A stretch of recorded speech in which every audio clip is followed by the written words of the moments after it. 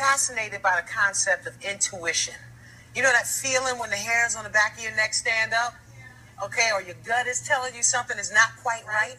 Well, how do you know when to trust it? My next guest has some clues that can help. Take a look. Hi everyone, thank you so much for having me on the show. My name is Dr. Singleton and I'm a psychologist, and I'm here today to talk to everyone about finding their fire inside, following their intuition to find their purpose, also overcoming mental blocks that stop people from becoming and reaching their full potential. Before I get too much in depth, I'd like to give you a little bit of information about myself and how I became a psychologist. It actually all started out when I was about 18 years old. I joined the Army for 3.5 years. And that's when I decided that I would actually like to pursue this career in psychology after I got out, because I wanted to help not only soldiers in the Army, Marines, policemen, whatever have you, that are in these types of fields, to give them psychological counseling. After I got out of the Army, I realized that I wanted to pursue my degree in psychology. Thank goodness the GI Bill was able to cover all my tuition expenses, and that's how I paid for college. Everything started to come together for me after I enrolled at Valencia College, and I had to take what is called the New Student Experience course.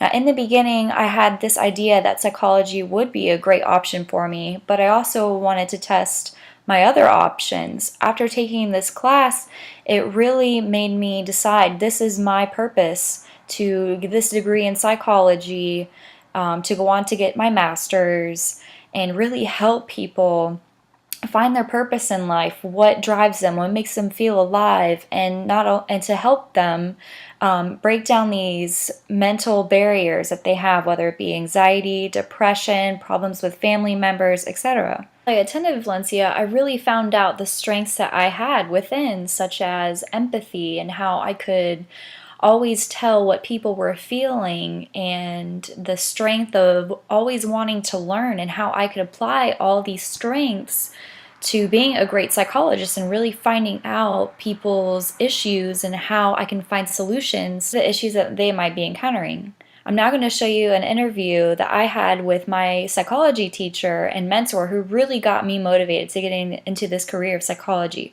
Her name is Professor Tiffany Daniels. I enjoy actually a lot of things about my job. I think the number one thing I enjoy is the topic matter that I get to talk about every day. I'm fascinated by people and the psychological mechanisms that underlie human behavior. As you can see, Professor Daniels is very passionate about her job, and she got me very motivated into jumping into this career of psychology. After I left Valencia with an AA in psychology, I then transferred to USF to get my bachelor's as well as my master's in counseling. I chose USF because they have a 96% pass rate on their licensing exam, which I thought would be a great start to getting my career going. You might be wondering what a psychologist actually does. It's more than just having a patient lie down on a couch and tell you their problems. It's about studying the behaviors and mental processes of human beings and also conducting research. On my pursuit of getting my psychology degree, I noticed a lot of positive benefits about being a psychologist, such as an average annual salary of about $67,000 per year, and the very good job outlook that the career field has according to the Outlook Handbook. 2 years after I got my licensing degree, I opened up my own practice, which I have always felt has been within my purpose, to not only help people to solve their issues and come up with the solutions, but to also be able to have the freedom to choose when I will be working, which has allowed me to travel the world, which has always been a dream of mine. Now you will see a clip of what it is like to be in the daily life of a psychologist. 2 years. 32 years total. You have to realize that that was a big part of your life, your identity, the things that you dealt with on a day-to-day basis, the constant high stress. That's what your body is used to operating at, is the very high stress levels. So when you come from very high stress levels to now, it's moderate to a lot lower from what you're used to dealing with, your body is almost out of rhythm. So when you are feeling these anxieties, it messes with your sleep patterns. Okay. So now we gotta, I mean, it'll take a while to adjust to this huge life change, but we gotta get some positive ways to deal with this anxiety. Are you exercising a lot? We kind of, and I'm very open with my wife, and we've been married a number of years, and and she's my she's my best friend and counselor as well.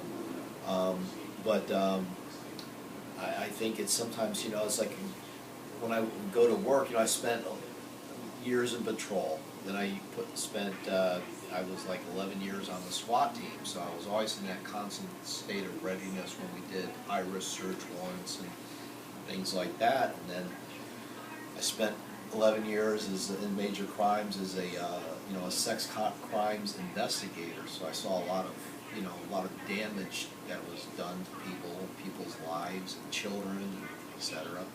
And then it was just it just seemed.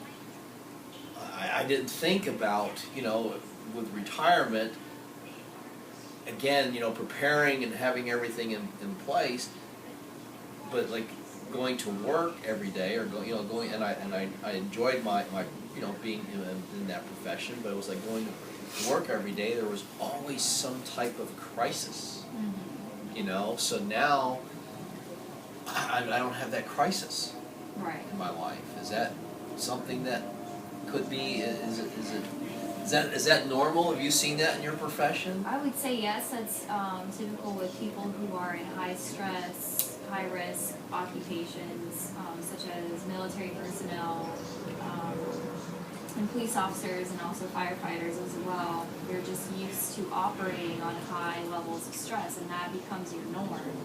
So now we need to find a way to bring it back to where you're used to operating on a moderate level of stress.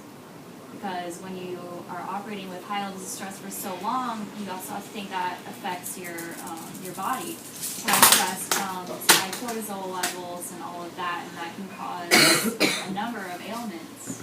Okay. So we need to find a way to bring it down with the stress levels, make sure you're on a good diet, proper exercise, and finding ways to just kind of to calm you down, such as like reading or doing yoga. This has been my story of how I found what makes me feel alive and my purpose as a psychologist, and also how I got to where I am today. I'm very grateful for this opportunity to really help people find out the solutions to their problems, as well as figure out their life goals and live to their fullest potential. Thank you so much for having me on the show. My name is Dr. Singleton.